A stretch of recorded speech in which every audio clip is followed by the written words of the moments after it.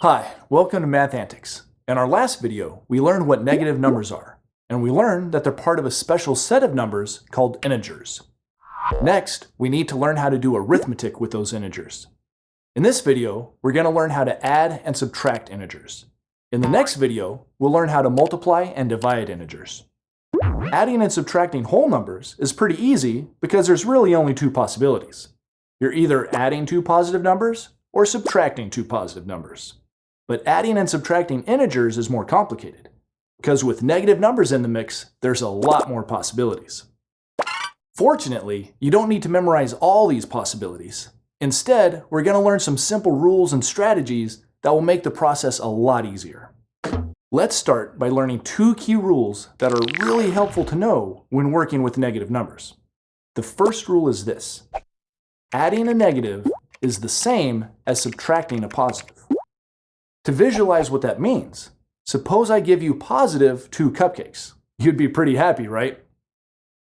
But what if I give you negative 2 cupcakes instead? That's the same as taking 2 cupcakes away from you. Would you still be happy? When it comes to math, this rule means that if you have a problem like this, 5 plus negative 1, where you're adding a negative number, you can just change it to subtraction. Instead of 5 plus negative 1, you can just write 5 minus 1. There are different ways of writing the same thing.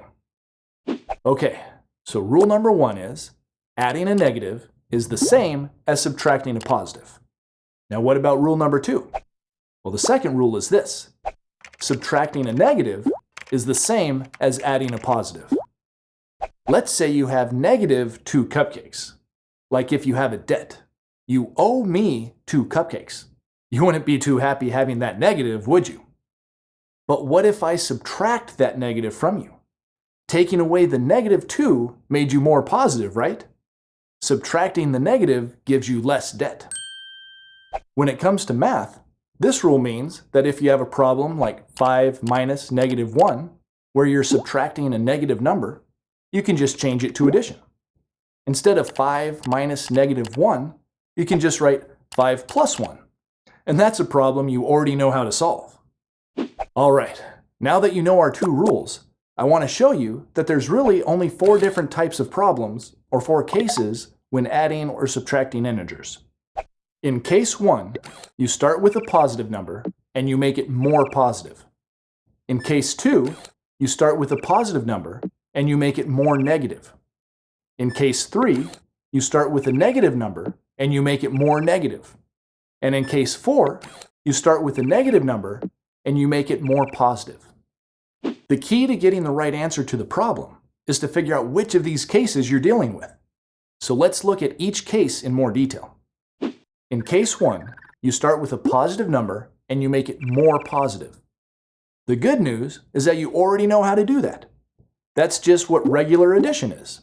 For example, when you have the problem 7 plus 3, you're starting with positive 7 and you're making it more positive by adding positive 3 to it to get the answer of positive 10.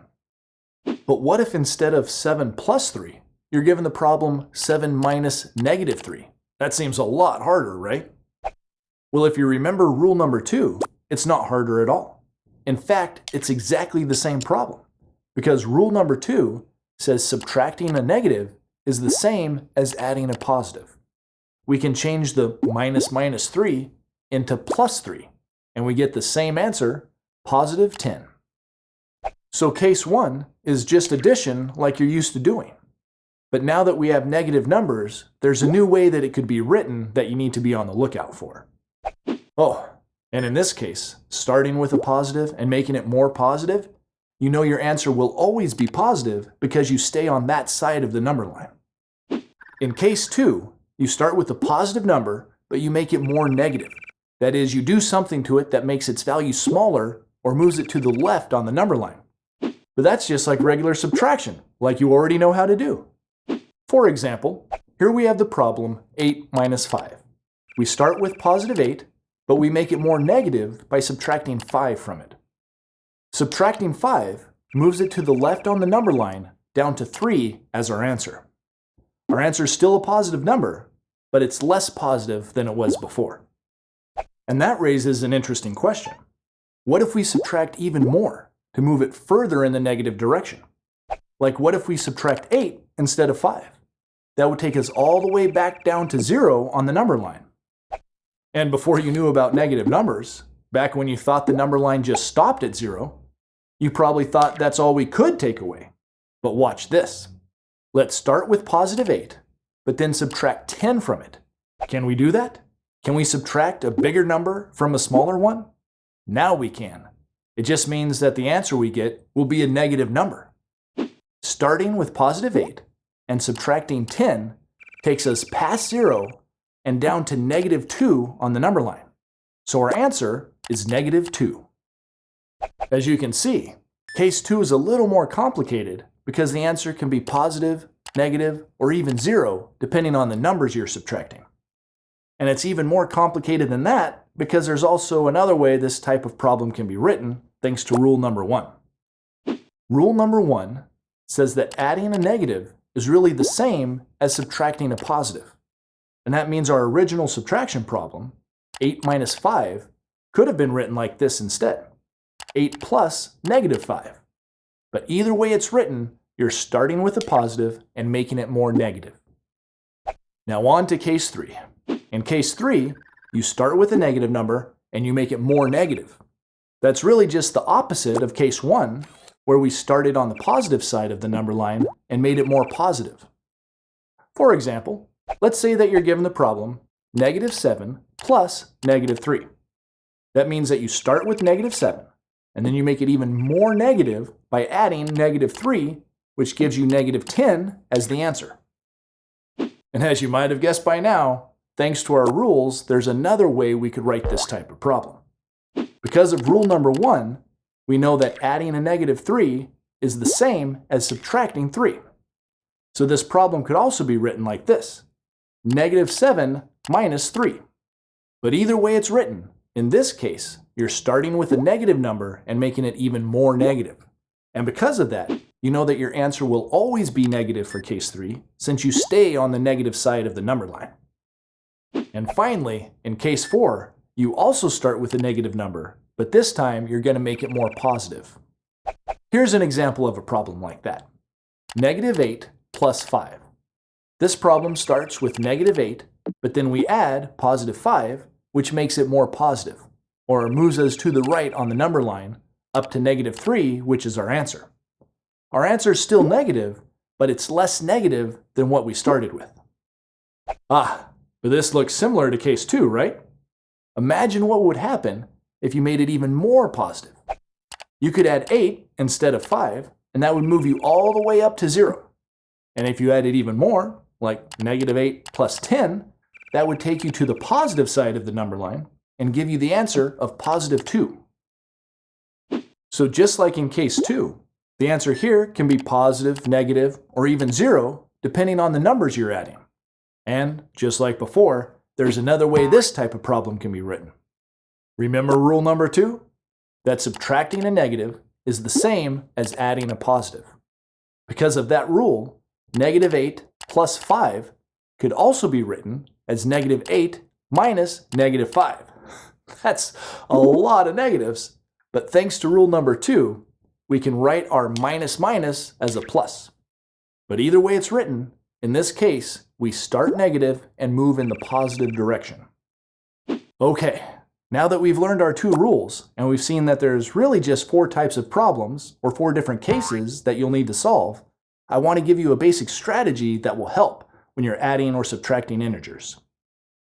This strategy involves asking 3 simple questions. The first question is, am I starting with a positive or a negative number? This question's easy to answer because all you have to do is look at the sign in front of the first number of the problem. If there's no sign, then you're starting with a positive number. But if there's a minus sign, then you're starting with a negative number. Once you know what you're starting with, the next question to ask is, am I making it bigger or smaller? In other words, is what you're adding or subtracting going to make the value move in the positive direction of the number line or the negative direction? If you're subtracting a positive or adding a negative, rule number 1, then you're making the value smaller, which is moving to the left on the number line. If you're adding a positive or subtracting a negative, rule number 2, then you're making the value bigger, which is moving to the right on the number line. And the last question that you need to ask is, will my answer be positive, negative, or 0? The answer to this will depend on which case you have and what values you're working with. If it's a case 1 problem, you know the answer will always be positive. And if it's a case 3 problem, then you know the answer will always be negative. But you'll remember that in cases 2 and 4, the answer could change between positive, negative, or 0, depending on the difference between the two numbers that you're working with. So asking these 3 questions will help you visualize what's happening in the problem that you're trying to solve, and it'll help you get the right answer. But the most important thing that you can do to get good at integer arithmetic is to practice. It's important that you try a lot of problems that you have an answer key for, so that you know if you're doing it right. And don't get discouraged if it's confusing at first. You'll get it if you practice. And you might want to re-watch this video a few times since there's so much that it covers. As always, thanks for watching Math Antics, and I'll see you next time. Learn more at mathantics.com.